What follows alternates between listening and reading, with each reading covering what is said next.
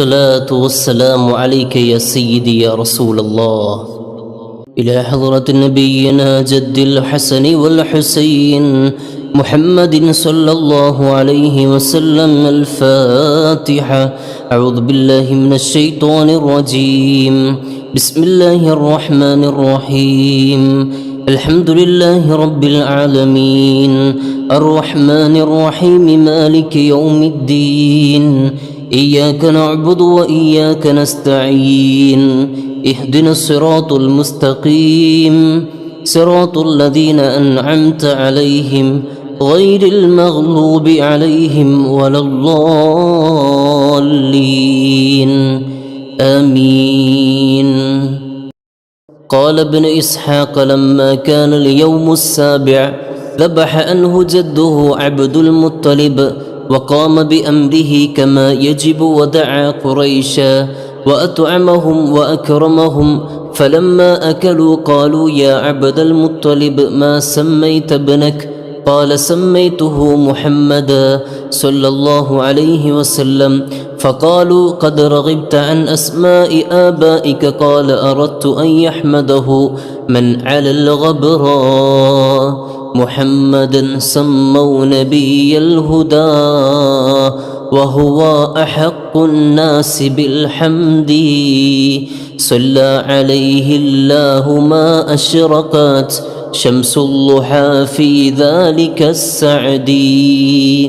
فلما كان وقت ظهور أسراره وإشراق الكون بأنواره فبينما آمنة رضي الله عنها في بيتها وحيدة مستأنسة ببركاته وهي فريدة ولم تشعر إلا وقد أشرق في بيتها النور وعمها الفرح والسرور وأقبلت الملائكة والحور وحف حجرتها أنواع الطيور وهي تسمع لازدحامهم واحتفالهم بقدوم الحبيب همسا.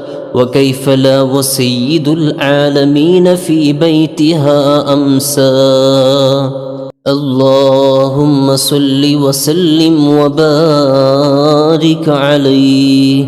صلى الله على سيدنا محمد صلى الله عليه وسلم. صلى الله على سيدنا محمد صلى الله عليه وسلم. صلى الله على سيدنا محمد صلى الله عليه وسلم. إن بيتا أنت ساكنه ليس محتاجا إلى السرج وجهك والله حجتنا يوم يأتي الناس بالحجج. صل رب العالمين على سيد الكونين والسرج. ومريضا أنت زائره قد أتاه الله بالفرج. فاز من قد كنت بغيته والسماء في أرفع الدرج. صل رب العالمين على سيد الكونين والسرج. فاز من قد كنت بغيته والسماء في أرفع الدرج. باذلا في الحب مهجته سامحا بالروح والمهج. صل رب العالمين على سيد الكونين والسرج. يا كريم الجود راحته فكفيت البحر واللجج.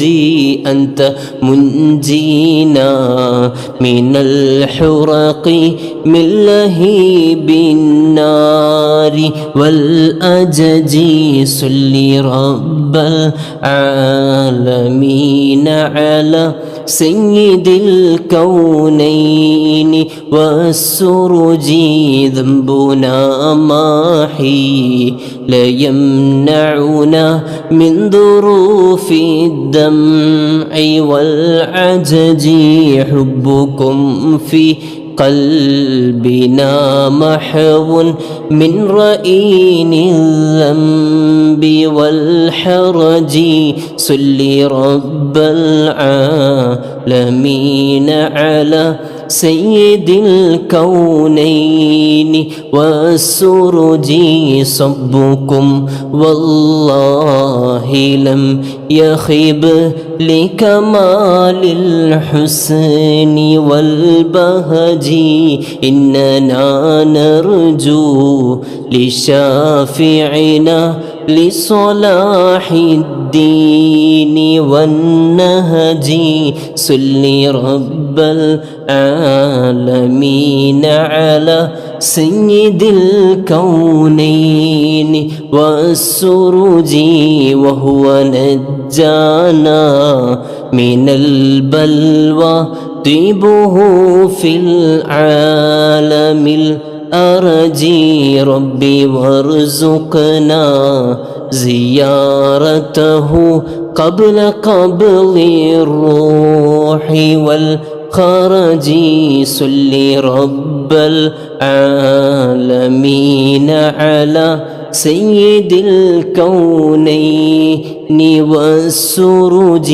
صل يا ربي على الهادي لسبيل الحق والفرج صل رب العالمين على سيد الكونين والسرج يا أكرم الخلق ما لمن آلوذ به سواك عند حلول الحديث العميم وليا لقى رسول الله جاهك بإذا الكريم تجلى باسمي منتقم مولاي صلي وسلم دائي من أبدا على حبيبك خير الخلق كلهم فإنا من جودك الدنيا وضرتها ومن علومك علم اللوح والقلم يا نفس لا تقنطي من زلات عظمت إن الكبائر في الغفران كالأمام مولاي صلي وسلم دائي من أبدا على حبيبك خير الخلق كلهم لعل رحمة ربي حين يقسمها تأتي على حسب العصيان في القسم يا ربي واجعل رجائي غير منعكس لديك واجعل حسابي غير منخرم مولاي صلي وسلم دائي من أبدا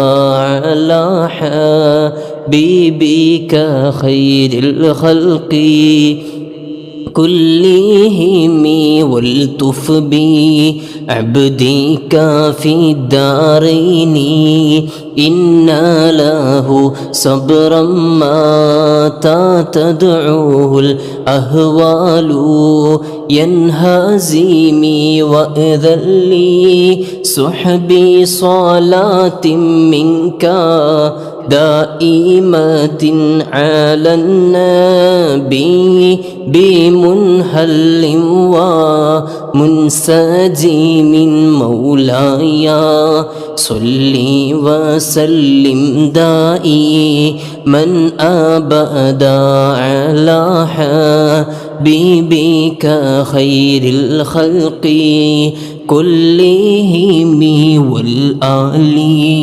والصحب ثم التابعين لهم أهل التقى والنقى والحلم والكرم ما رنا حتى عذابات الباني ريح صبا وأترى بل عيسى حاد العيسي بالنغم مولاي صلي وسلم دائما أبدا على حبيبك خير الخلق كلهم ثم الرضا عن أبي بكر وعن عمر وعن علي وعن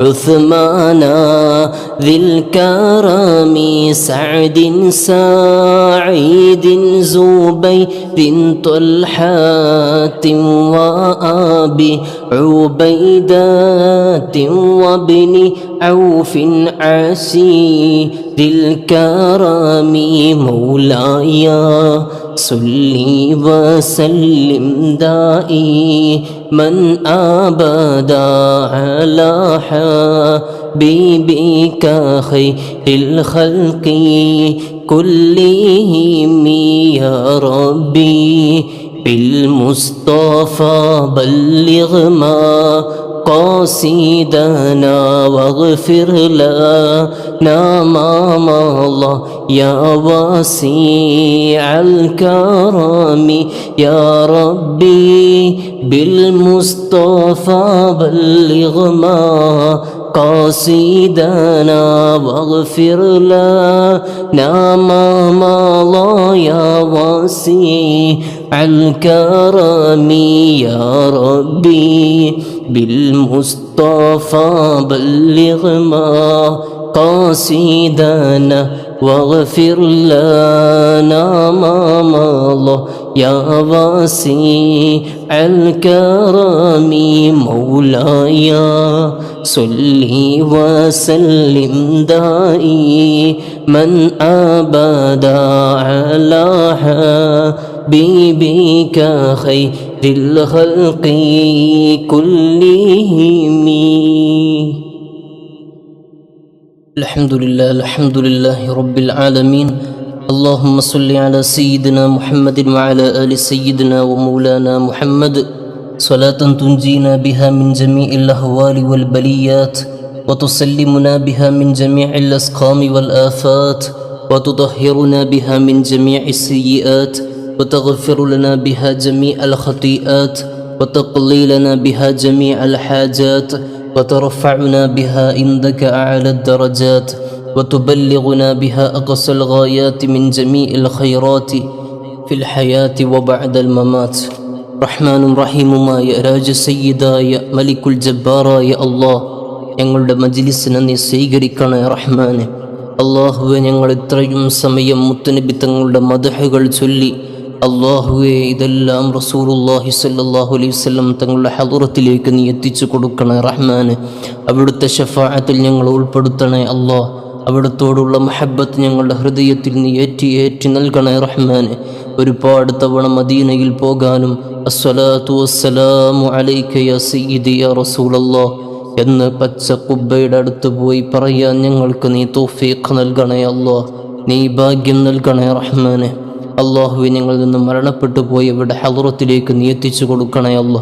കഴിഞ്ഞ മജ്ലിസുകളിൽ ഒരുപാട് ആളുകൾ ദുആ കൊണ്ട് വസീയത്ത് ചെയ്തിട്ടുണ്ട്. അള്ളാഹുവെ എല്ലാവരുടെയും ഖൈറായ മുറാദുകൾ നീ ഹാസിലാക്കി കൊടുക്കണേ റഹ്മാനെ. പ്രത്യേകിച്ച് ഒരു സഹോദരി നല്ലൊരു വീട് വെക്കാൻ ഒരുപാട് കാലമായി വാടക വീട്ടിലാണ് താമസിക്കുന്നത്. ദുആ ചെയ്യാൻ പറഞ്ഞിട്ടുണ്ട്. അള്ളാഹുവെ വീടില്ലാത്ത ആരൊക്കെയുണ്ടോ, ഒരുപാട് ആളുകൾ വീടില്ലാത്തവരുണ്ട്. അള്ളാഹുവെ സ്വന്തമായി വീട് നൽകണേ റഹ്മാനെ, സ്വന്തമായി വീട് നൽകണേ അല്ലാഹ്. അതിനുള്ള വഴികളൊക്കെ നീ തുറന്നു കൊടുക്കണേ റഹ്മാനെ.